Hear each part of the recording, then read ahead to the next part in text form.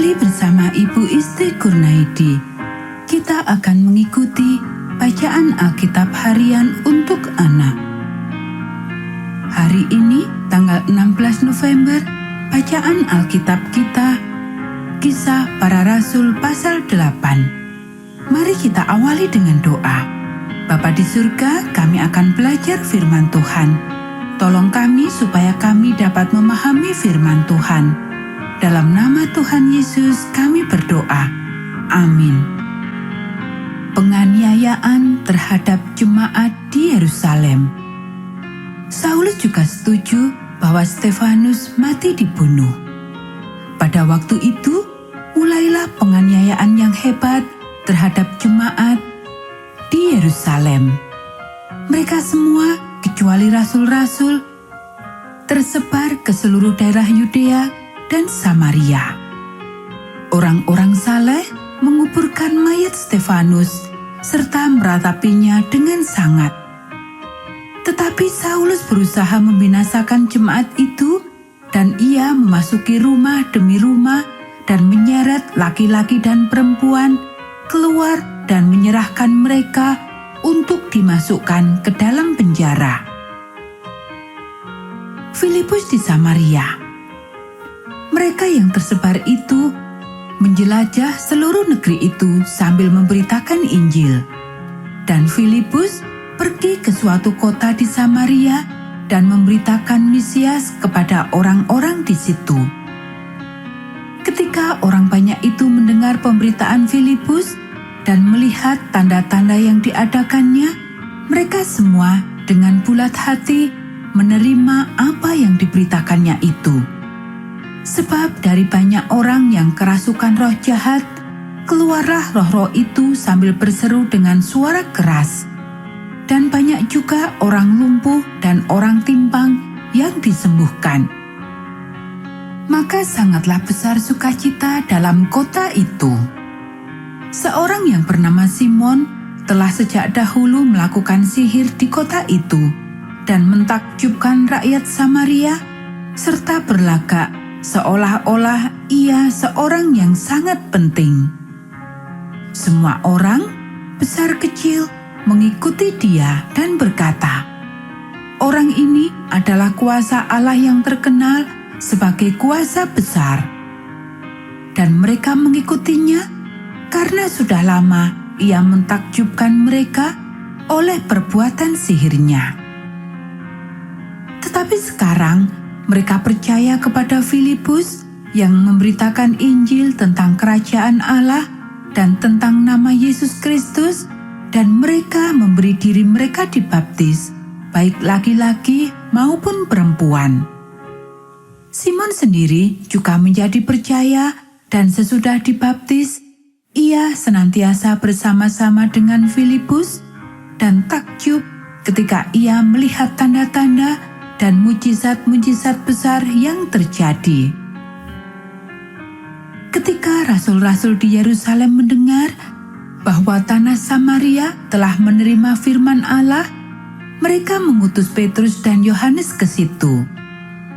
Setibanya di situ, kedua rasul itu berdoa supaya orang-orang Samaria itu beroleh Roh Kudus. Sebab Roh Kudus belum turun di atas seorang pun di antara mereka, karena mereka hanya dibaptis dalam nama Tuhan Yesus.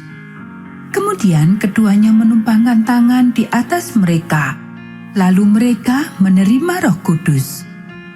Ketika Simon melihat bahwa pemberian Roh Kudus terjadi oleh karena rasul-rasul itu menumpangkan tangannya, ia menawarkan uang kepada mereka serta berkata, "Berikanlah juga kepadaku kuasa itu, supaya jika aku menumpangkan tanganku di atas seseorang, ia boleh menerima Roh Kudus." Tetapi Petrus berkata kepadanya, "Binasalah kiranya uangmu itu bersama dengan engkau, karena engkau menyangka bahwa engkau dapat membeli karunia Allah dengan uang. Tidak ada bagian atau hakmu dalam perkara ini, sebab hatimu tidak lurus di hadapan Allah. Jadi bertobatlah dari kejahatanmu ini dan berdoalah kepada Tuhan supaya Ia mengampuni niat hatimu ini. Sebab kulihat bahwa hatimu telah seperti empedu yang pahit dan terjerat dalam kejahatan." Jawab Simon, "Hendaklah kamu berdoa untuk aku kepada Tuhan, supaya kepadaku jangan kiranya terjadi segala apa yang telah kamu katakan itu." Setelah keduanya bersaksi dan memberitakan firman Tuhan, kembalilah mereka ke Yerusalem, dan dalam perjalanannya itu, mereka memberitakan Injil dalam banyak kampung di Samaria. Sida-sida dari tanah Etiopia. Kemudian berkatalah seorang malaikat Tuhan kepada Filipus, katanya, "Bangunlah dan berangkatlah ke sebelah selatan, menurut jalan yang turun dari Yerusalem ke Gaza. Jalan itu jalan yang sunyi." Lalu berangkatlah Filipus, adalah seorang Etiopia, seorang sida-sida, pembesar dan kepala perbendaraan Sri Kandake, ratu negeri Etiopia, yang pergi ke Yerusalem untuk beribadah. Sekarang orang itu sedang dalam perjalanan pulang dan duduk dalam keretanya sambil membaca kitab Nabi Yesaya. Lalu kata roh itu kepada Filipus, "Pergilah ke situ dan dekatilah kereta itu." Filipus segera ke situ dan mendengar sida-sida itu sedang membaca kitab Nabi Yesaya. Kata Filipus, "Mengertikah Tuan apa yang Tuan baca itu?" Jawabnya, "Bagaimanakah aku dapat mengerti kalau tidak ada yang membimbing aku?" Lalu ia meminta Filipus naik dan duduk di sampingnya. Nas yang dibacanya itu berbunyi seperti berikut. Seperti seekor domba, ia dibawa ke pembantaian. Dan seperti anak domba yang keluh di depan orang yang menggunting bulunya, demikianlah ia tidak membuka mulutnya. Dalam kehinaannya berlangsunglah hukumannya. Siapakah yang akan menceritakan asal-usulnya? Sebab nyawanya diambil dari bumi. Maka kata sida-sida itu kepada Filipus, "Aku bertanya kepadamu, tentang siapakah Nabi berkata demikian? Tentang dirinya sendiri atau tentang orang lain?" Maka mulailah Filipus berbicara dan bertolak dari nas itu. Ia memberitakan Injil Yesus kepadanya. Mereka melanjutkan perjalanan mereka dan tiba di suatu tempat yang ada air. Lalu kata sida-sida itu, "Lihat, di situ ada air. Apakah halangannya jika aku dibaptis?" Sahut Filipus, "Jika Tuan percaya dengan segenap hati, boleh." Jawabnya, "Aku percaya bahwa Yesus Kristus adalah Anak Allah."